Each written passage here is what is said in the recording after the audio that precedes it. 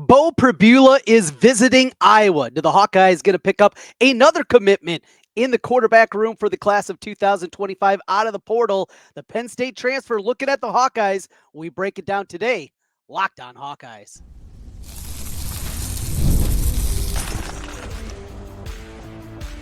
You are Locked On Hawkeyes, your daily podcast on the Iowa Hawkeyes. Part of the Locked On Podcast Network, your team every day. Hey, welcome in. I'm Trent Condon, and this is the Locked On Hawkeyes podcast. Thanks for making Locked On Hawkeyes your first listen every day. We're available wherever you find podcasts. You can also watch us on YouTube. While you're there, make sure you hit the subscribe button. Helps us get in front of more Hawkeye fans. Today's episode is brought to you by the College Football Playoffs. The College Football Playoff is here, and you don't want to miss a moment of the action. The College Football Playoff, presented by Allstate, begins with 4 first-round games, December 20th and 21st on ESPN, ABC, TNT, and Max. Well, someday, hopefully, the Iowa Hawkeyes will be involved with just that. We got a lot of portal news to get into today. We'll break that down. The weekend that was in basketball, as we're just getting back at it. And apologies to everybody out there, your team every day. That's what we strive to do. Has not been the case this week. I have been out sick. I had a couple of doctor's visits the last couple of days. Everything appears to be all good. No worries there, but getting you a show has proven to be more difficult than I anticipated. Sat down a couple of times and just was not able to give you certainly the content that you all deserve. So we're going to ease our way into the week here a little bit later on. We're going to get plenty out there. Got a big game coming up Saturday for the Iowa men's basketball team against Utah. It's not a must win, but it's an important game for Iowa to get another quality win on that resume in the non-conference. I think that is going to be incredibly helpful. Get a neutral court victory, the one they already have against Washington State. You know, that's a semi-neutral game, if you will, more of a home game, even away from Carver Hawkeye Arena over there in the Mark. So this would be a good one in Sioux Falls Saturday night. I know a lot of the people over Western Iowa are excited about that. We'll get a rapid reaction podcast to you after that one finishes up on Saturday. But playing a little bit of catch up here. And boy, it feels like, you know, when we go from the routine of doing this every single day and talking Hawkeyes every single day, it's crazy how much we miss. And there's going to be things that kind of pop up that normally we talk about on a day-to-day basis, and we'll certainly get into that. But the biggest story right now is where we kick off the conversation today. Elliot Clough, by the way, also going to join us from Hawkeye Beacon, part of the Rivals Network, coming up here in just a few minutes. But is Beau Pribula, and the Penn State quarterback, who, of course, the backup to Drew Aller. Us as Hawkeye fans have seen him, and he's good. He's talented. He can move the ball. You go back to that game against Wisconsin. He was a big part of the second half. Very athletic quarterback. When you look at Pribula, the first thing that you see is the running ability. This is a stepped up version of what Iowa has in Brendan Sullivan. An athletic kid, a guy that is a run first type of quarterback. But the thing with Pribula that excites you is you look at him and you look at him as a passer, and there appears to be more there. Now, again, I say appears because if you look just straightly statistically at somebody like Brendan Sullivan, you say, oh, that looks pretty good. And it does on the surface. But then you hear kind of the reason and the way that the offense is catered and reading defenses and the big picture things about a quarterback. And that remains a concern with Brendan Sullivan. On the other hand, when you're talking about Pribula, those concerns are not as accelerated. We'll put it that way. And you look across the country, Bo Pribula would be starting at 120 programs in the country right now, 110, a lot. He'd be a starter at a lot of different places. And earlier this week, it was announced that Drew Aller is coming back for his final season of eligibility. At least that's his plan as of right now. We'll see if that actually plays out, but it's very simple. Bo Pribula wants to play. So he started off by visiting Missouri, then visiting Iowa. Next up, he's got visits with Central Florida, with Scott Frost down there now, and Indiana. And you think Indiana football, well, they had a great season this year, but again, is it sustainable? Here's one thing to remember. And a lot of this comes down to the finances, and we talk about this a lot, and the NIL funding, donate to the Swarm, is Mark Cuban is now writing checks for Indiana, his alma mater. Not just Indiana basketball, but Indiana football. And that's what it takes. The Kraus family, if they didn't love soccer, Italian soccer so much, maybe we'd have a sugar daddy like that. But it's not the case. And until a person like that steps forward, this is where we are. So it takes money, and it's going to take money to get a guy like this. It's not to say that Iowa is cash strapped in comparison to their brethren, but this is the new way of the world. And we'll talk about that coming up here with Elliot.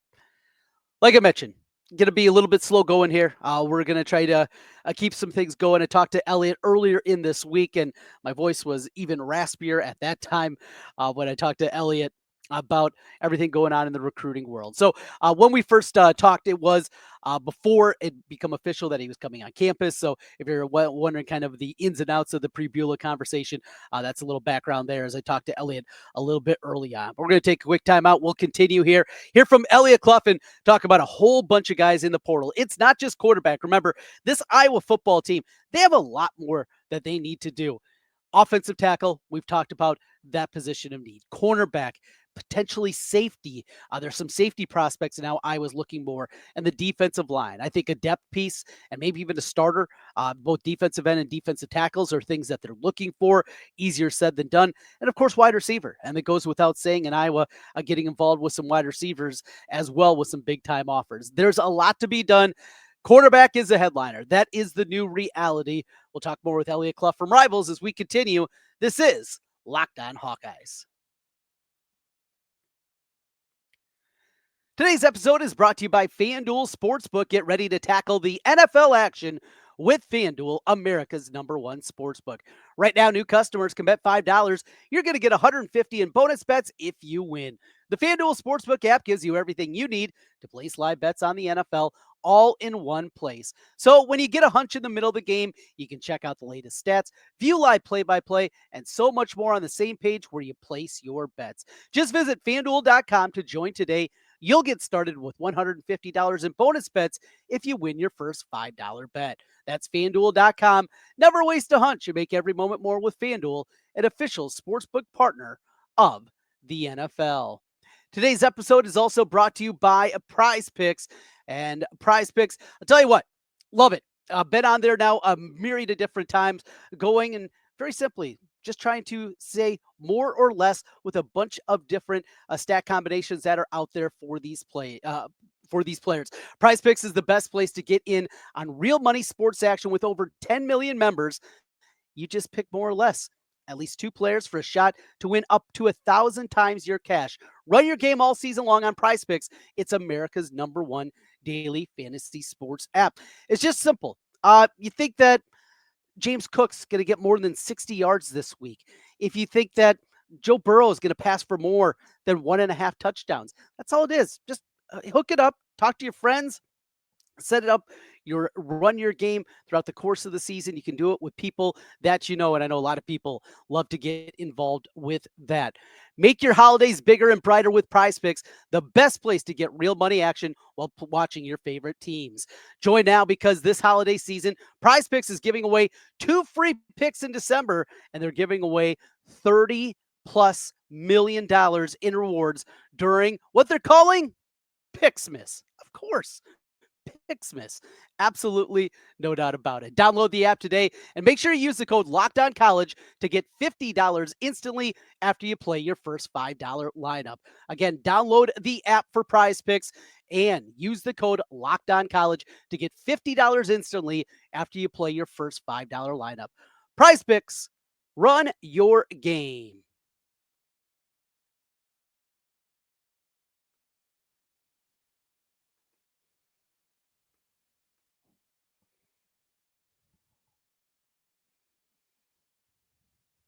Elliot Clough is joining us from the rival site. It's HawkeyeBeacon.com. Good to get Elliot back on the program once again with a lot going on. It's transfer portal season as Elliot joins us. Elliot, thanks for carving out a couple minutes for us here today. I know an incredibly busy time for you. How you been doing? Keeping up? Getting all that caffeine in you? I was just going to say that, Trent. Lots of caffeine over the last couple of weeks. Dining day with high school kids, and of course, recruiting, my big thing at Rivals, being the lead analyst, former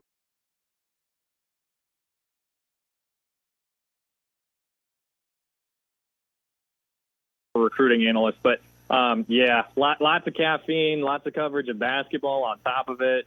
It's been a busy few weeks, man. Well, it's ramping up again after Hank Brown makes his decision that he's going to be a Hawkeye. 3 years of eligibility, the Auburn transfer, showed some good signs, and certainly a guy that looks like a developmental piece. So we'll see if he's going to go in there fighting for the job. In fact, let's start right there. I know you had an opportunity to talk with Hank Brown. Your takeaway, the conversation with him and coming in and a chance to compete for the job at quarterback for Iowa with 3 years of eligibility. Right. So, Hank, takeaways from my conversation. I think the main one was looking back at it. I think the red flag for those of us who are interested in Hank Brown and what he could bring to Iowa are those 3 interceptions he threw against Arkansas. And I asked him about it, and he was just straight up and honest and said, I saw it as an opportunity to show my resiliency and that I wouldn't let bad, half of football determine who I am or what I can be as a quarterback. And that really impressed me, to be quite honest. And another takeaway that I thought was kind of cool is it being from Wheaton, Illinois, same hometown as Chuck Long, same hometown as Tim Lester. Is his parents went to I think high school with Tim Lester, so they know him going all the way back. So some funny connections and relationships is funny how some things like this pan out like that. But, watching the limited film that you can get from his 2 starts at Auburn he's a pretty prototypical 3-star recruit, right? I mean, he only had 1 year starting between his junior and senior year at Lipscomb Academy in Nashville. But I mean, you see the flashes of arm talent. He's got some pretty solid skills when it comes to the deep ball. I personally like his ability to run the zone read and RPOs. That was some things that he did well under Hugh Freeze. And of course, I like you mentioned, I do think it's a developmental piece. I do think that they are going to dip back into the portal. But he kind of falls into that group to me with Jimmy Sullivan, who's coming in the spring, and Ryan Fitzgerald in this 2025 class of, this is the real test group where we see what Tim Lester can do long-term in terms of development. Of course, did decently well with Cade McNamara and Brendan Sullivan and Jackson Stratton this season when putting them on the field, kind of emergency situations for Jackson, of course. But I'm really intrigued to see what Tim Lester can do over, a multiple years with guys like Hank Brown, with guys like Jimmy Sullivan, Ryan Fitzgerald. So it's not over at quarterback, and you've maintained that, reading over at the message board at Hawkeye Beacon, that you didn't think Iowa was done after Hank Brown. Now, a lot of people, I think the speculation was maybe a 1-year stopgap guy, a guy to come in right away, compete with Stratton and Sullivan for the starting job, a 1 year of eligibility guy. And all of a sudden, here comes Beau Pribula. And this turned into a big conversation as Penn State awaits SMU in the college football playoff, but he wants to find a home. We know that Drew Aller's going to come back for another season. So Pribula's in the transfer portal, and with it, he's not going to be part of the Penn State program. And I was involved in this one. Now, I was surprised in seeing some of the names that are involved with him: Missouri, Central Florida. Missouri's got some money down there, obviously, in the SEC and what they can do with some of their in-state things as it pertains to NIL. But there's another one. He goes to the portal like, that'd be nice, but no shot. I was working to get a visit. So tell us the latest on Beau Pribula at Penn State. Yeah, you pretty much just laid it out. doing what they can to get a guy like this. Obviously, that'd be huge, and that'd be another testament again to Tim Lester's ability to recruit Tyler Barnes in that job as chief of staff there with and general manager with the Hawkeyes. But yeah, I mean, to get a guy like that who's got Big Ten experience, whether it's limited, it's not limited to the degree that Hank Brown has in the SEC, of course, but to get a guy like that who's been at a program like Penn State, who's been under Andy Kotelnicki for this year, worked with Drew Aller, man, that'd be huge to get a guy like that. And just to get him on campus would be a major win, in my opinion. Like you mentioned, other programs involved. There's going to be money involved here, of course. It makes you curious at least it makes me curious as to how deep Kirk is willing to go into things like this after how awry everything went with Cade McNamara and the amount of money that was invested into him and bringing him in. And then you look at a guy like Caleb Brown, who's now at UAB, where he just committed. So I guess I'm just curious as to how much Kirk is willing to invest into the portal still. Even given a talent like Beau Pribula, that would be an awesome addition to a program that's still working to figure out the offense. And I think it would be advantageous for them to get a wide receiver or two out of the portal before they get Pribula, because then they have something to pitch. Oh, we get this guy who's FCS, who's G5, who was super productive at this level. Now you have a new weapon. You're not just looking at Jacob Gill and Reese Vanderzee. You're looking at another guy that's done it, that's put up numbers. And I think that would be a really positive pull for them. Regarding Pribula in the portal, which just about to drop some intel, they are getting another visitor here coming up this weekend as a wide receiver. So it's in the works. Lots of things are in the works for the portal for the Hawkeyes. Yeah, definitely staying busy on that front. There's the kid from Northern Illinois. How about the Idaho kid? He's got a big time resume, obviously coming in. Watch a little bit of that game Friday night as they were unfortunately run off the field by Montana State as I was holding a Vandal plus 14 ticket. But that aside, a couple of guys that, and we're not just talking about Iowa going out there and kind of getting the leftovers, if you will. They're competing with some big schools for some of these wide receivers, and we know they need an influx at that position. Yeah. You look at a guy like Dwyer, and that's exactly what you're talking about, exactly what you'd want for Iowa to go get, because coming from an FCS program, at least for right now, last I checked, Iowa was his only Power 4 offer. I've got to check up on that again. But same with Trayvon Rudolph from Northern Illinois for right now.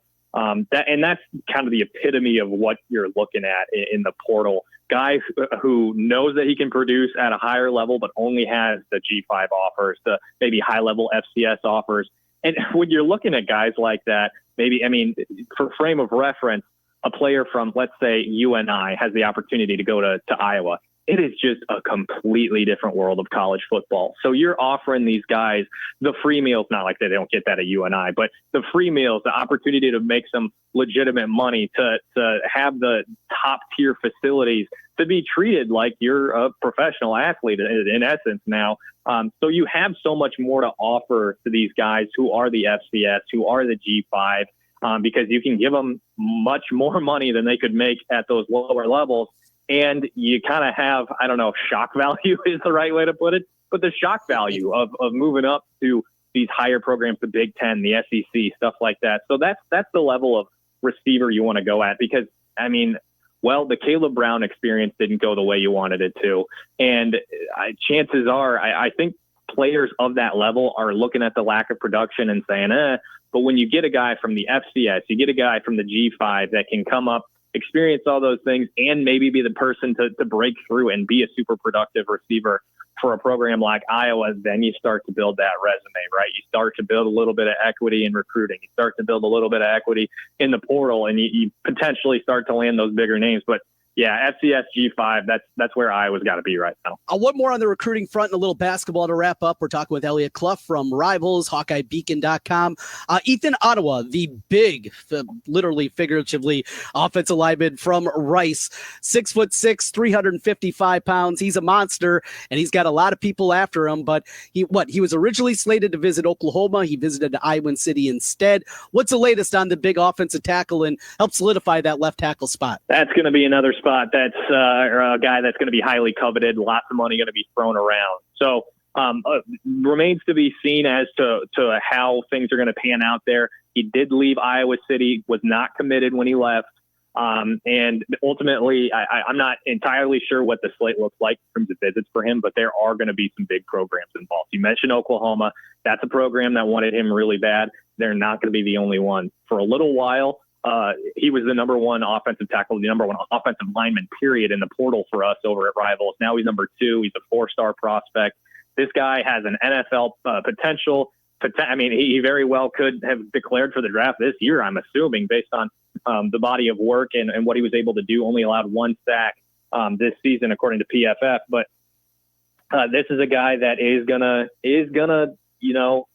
require probably a good chunk of change in order to land him. I did hear the visit went well in Iowa City, so that's a positive.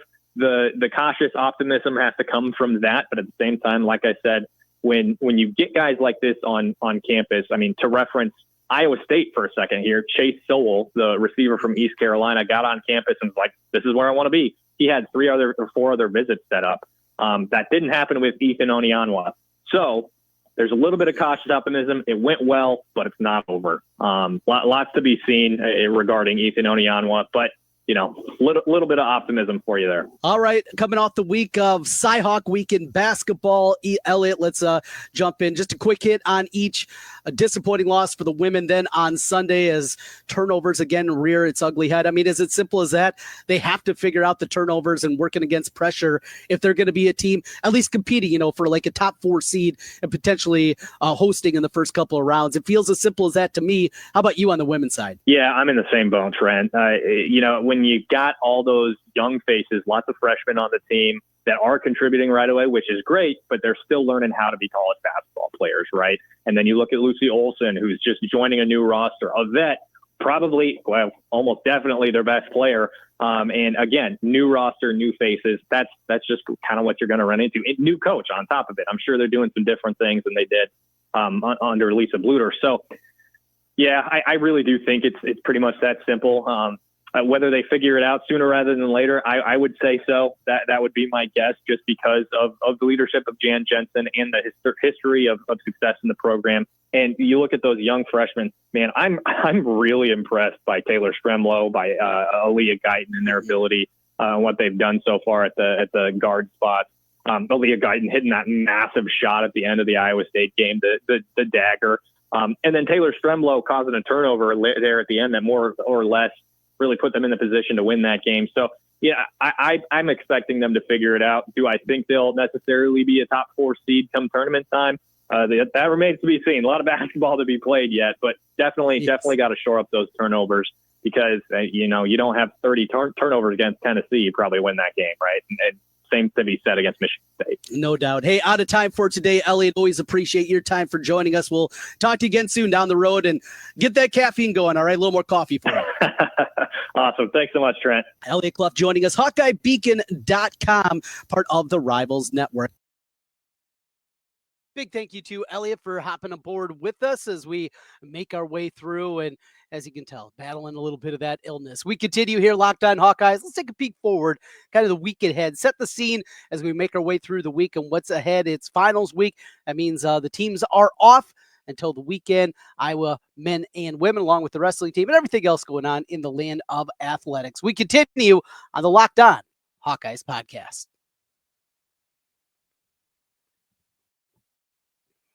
Today's episode of Locked On Hawkeyes is brought to you by the College Football Playoff. Look, it's that time of year. The College Football Playoff is back. And with the newly expanded 12-team format, it's guaranteed to be bigger and better than ever, bringing you all the hard-hitting and high-flying excitement that you love. TNT sports coverage of the College Football Playoff begins December 21st, starting with the College Football Playoff kickoff show presented by AT&T. It'll start at 10 a.m. Eastern, 11 a.m. Eastern, 10 a.m. Central Time here for us in the Central Time Zone. Leading to our first matchup, SMU, the Southern Methodist University Mustangs, battling the Penn State Nittany Lions at noon. Then the Clemson Tigers look to upset the Texas Longhorns in a showdown at 4 o'clock Eastern, 3 o'clock Central. Don't miss a moment of the action. Watch the College Football Playoff presented by Allstate live on TNT, True TV, TBS, and Max.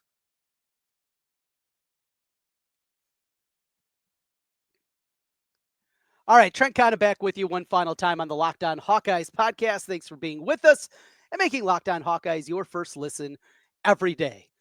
We're making our way back into it. We're battling through. We're going to be tough. We're going to finish strong. Let's finish strong like Iowa looks to finish off the non-conference portion of their schedule strong. And it'll start for the women's basketball team coming up on Friday evening. So here comes little old you and I, right? The Panthers, little brother to many.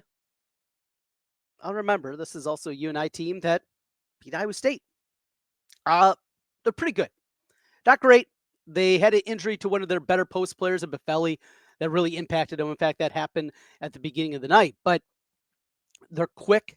Maya McDermott called a ton of her games in high school at Johnston. She's lightning quick. She's not tall by any means, but she can beat anybody off the bounce. Got to play her physically. And if her shot's going, look out. as Iowa State learned when she put up 37 against them. Um, One thing I will at least lean a little bit of concern about is these turnovers that continue to pile up, and some of the press breaking strategies that I was employing are just hideous. I'm baffled at times watching what they're trying to do. Of just clearing a press is bad, really bad. It was one thing against that Tennessee team, but then to have it happen again against Michigan State, it's time to figure it out. Kind of out of excuses now. You've lost 2 games because of your inability to not be pressure. You got to be able to do something else. And if there isn't an escape hutch, this is going to be what teams are going to do against them all season long. Because with you and I, they got speed, they got some quickness. They're going to press. They're going to do those kind of things, I believe, on Friday night against the Hawks. How about the announcement as well? Caitlin Clark going to have her number retired. We'll talk about this a little bit more, hopefully in a podcast later in the week. Coming up, though, it will be happening on 2-2 for 22. Then that leads into more social media fighting because apparently South Carolina also is retiring Asia Wilson's jersey that day.